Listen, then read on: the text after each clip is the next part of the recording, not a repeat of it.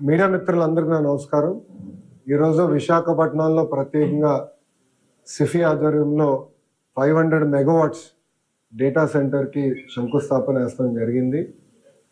ఇప్పటికీ మీరు చూశారు, కూటమి ప్రభుత్వ అధికారంలోకి వచ్చిన తర్వాత విశాఖపట్నంలో పెట్టుబడుల విషయంలో కానీ అభివృద్ధి విషయంలో వేగంగా మేము పరిగెడుతున్నాం.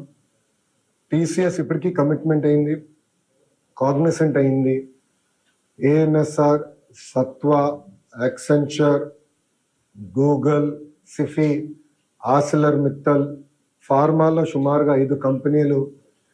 ఇట్లా మీరు చూస్తే $120 బిలియన్, $120 బిలియన్, సుమారుగా 10 లక్షల కోట్ల పెట్టుబడికి మేము ఒప్పందాలు కుదిరించుకున్నాం.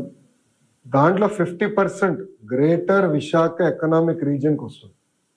అది ప్రజాప్రభుత్వానికి అభివృద్ధిలో ఉన్న చిత్తశుద్ధి. అన్ని ప్రాంతాలని సమగ్ర అభివృద్ధి చేసి ముందలు తీసుకెళ్ళ లక్ష్యంతో మేము పనిచేస్తున్నాం. మీరు పార్ట్నర్షిప్ సమ్మిట్ కూడా November 14th, 15th ఇక్కడ విశాఖపట్నంలోనే ఏర్పాటు చేస్తున్నాం. దానికి కావాల్సిన ఏర్పాట్లన్నీ కూడా మేము చేసుకుంటున్నాం. రోడ్లు కానీ అన్నీ కూడా మోడర్నైజేషన్ కానీ బ్యూటిఫికేషన్ కూడా మేము చేస్తాం జరుగుతుంది. ఇంకా రాబోయే రోజుల్లో కూడా మీరు చూస్తే పెద్ద ఎత్తున అనౌన్స్మెంట్స్ అనేది విశాఖపట్నానికి, ఆంధ్ర రాష్ట్రానికి తప్పనిసరిగా వస్తాయి. అంటే ఎలాంటి సందేహం లేదు. ఎకనామిక్ రీజన్ని బలోపేతం చేయాలి. ఆంధ్ర రాష్ట్రం $2.4 ట్రిలియన్ ఎకానమీ అవ్వాలంటే దాంట్లో విశాఖపట్నం అంటే గ్రేటర్ విశాఖపట్నం ఎకనామిక్ రీజన్ కనీసం $1 ట్రిలియన్ ఎకానమీ అవ్వాల లక్ష్యంతో ప్రజాప్రభుత్వం పనిచేస్తుంది. మేము విశాఖపట్నానికి వచ్చేసి ఏదో ప్యాలెస్లు కట్టాలన్నో దానికి రాలేదు. ప్రజలకి ఉద్యోగాలు, ఉపాధి కల్పించే పెట్టుబడులు తీసుకురావాలి, అవి గ్రౌండ్ చేయాలి, అవి ఎగ్జిక్యూట్ చేయాలి, అవి బిల్డ్ చేయాలి. తద్వారా మన పిల్లలకి ఉద్యోగాలు వస్తున్న లక్ష్యంతో మేము పనిచేస్తున్నాం. టీసీఎస్ ఇప్పటికీ వాళ్ళ ఇంటీరియర్స్ అన్ని కూడా ఫిట్ అవుట్ అయిపోయింది. నవంబర్ మాసంలో ఓపెనింగ్ పెట్టుకుంటున్నాం. ల్యాండ్ కూడా ఆల్రెడీ కేటాయించాం, దానికి శంకుస్థాపన వేస్తాం.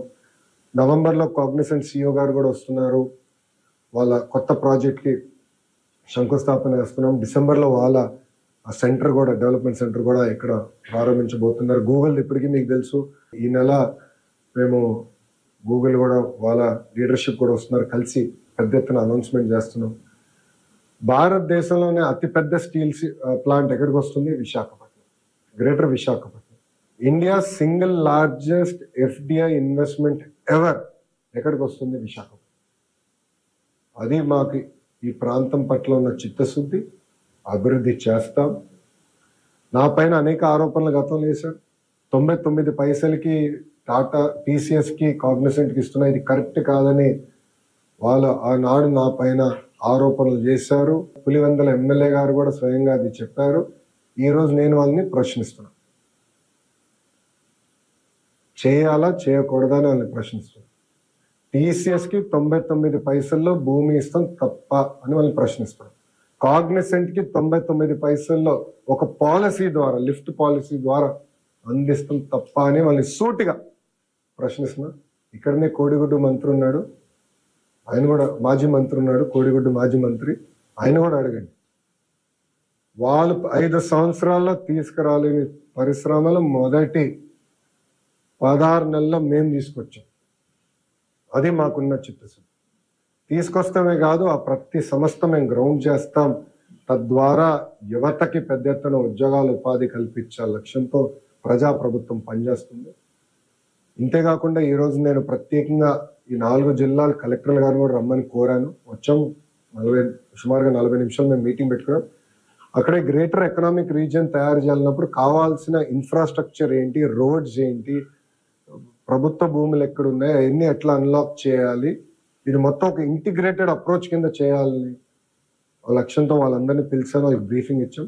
మొన్న గూగుల్ని క్యాబినెట్లో క్లియర్ చేసేటప్పుడు గౌరవ ముఖ్యమంత్రి గారు చాలా స్పష్టంగా, ఇప్పటి నుంచే మీరు ప్లాన్ చేయండి గ్రేటర్ ఎకనామిక్ రీజియన్, మళ్ళీ తర్వాత ట్రాఫిక్ జామ్లు వచ్చిందాక రోడ్లు వేస్తాం కాదు, ముందలే ప్రిపేర్ అవ్వండి. ఎందుకంటే రాబోయే 5 సంవత్సరాలు 5 లక్షల మంది ఒక ఐటీ రంగంలోనే ఉద్యోగాలు కల్పించాల లక్ష్యంతో మేము పనిచేస్తాం. 5 lakhs. నేను ఈరోజు స్పీచ్లో కూడా చెప్పాను. ఈరోజు విశాఖపట్నం చూస్తే 94 హైదరాబాద్ నాకు గుర్తొస్తుంది. హైదరాబాద్కి 30 సంవత్సరాలు పట్టింది ఈరోజు ఈ స్థాయికి వచ్చేదానికి. 10 సంవత్సరాల్లో మేము అదే విశాఖపట్నంలో చేస్తూ అంత పెట్టుబడులు వస్తాయి, ఉద్యోగాలు కల్పిస్తాం, డైరెక్ట్ ఇండైరెక్ట్. కానీ ఇది చేయాలంటే ఒక కాంప్రహెన్సివ్ విజన్ అనేది అవసరం, కాంప్రహెన్సివ్ ప్లానింగ్ అనేది అవసరం, ఇంటిగ్రేటెడ్ అప్రోచ్ అనేది చాలా చాలా అవసరం. ఆ దిశగా మేము పనిచేస్తున్నాం. ప్రజలందరికీ, ఉత్తరాంధ్ర ప్రజలందరికీ ఒకటే చెప్తున్నాం, ఒకే రాష్ట్రం, ఒకే రాజధాని, కానీ అభివృద్ధి వికేంద్రీకరణ నినాదంతో ఆనాడు మేము మీ ముందరికి వచ్చాం. 94% సీట్లతో మీరు గెలిపించి, ఆశీర్వదించి, దీవించి మమ్మల్ని మీరు గెలిపించారు. ఆ మ్యాండేట్ ఏదైతే మీరు మాకు ఇచ్చారో నిలబెట్టుకోవాల్సిన బాధ్యత మా పైన ఉంది. అభివృద్ధి సంక్షేమ రెండు జోడెద్దుల బండిలాగా ముందని తీసుకెళ్ళి అన్ని ప్రాంతాలు సమగ్ర అభివృద్ధి చేసి పెద్ద ఎత్తున మన పిల్లలకి ఉద్యోగాలు, ఉపాధి కల్పించే లక్ష్యంతో మేము పనిచేస్తామని ప్రజలందరూ కూడా తెలుపుకుంటూ, ఇంకా మీడియా మిత్రులు ఏమనుకోకపోతే ఇంకా నేను బయలుదేరుతాను, ఎందుకంటే లేట్ అవుతుంది.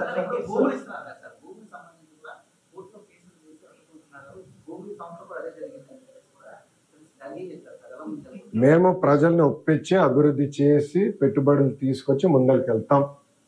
వైకాపా పార్టీ చేసే 2 నంబర్ పనులన్నీ ప్రజల ముందర ఎక్స్పోజ్ చేస్తాం. నేనే మొదలు పెట్టాను.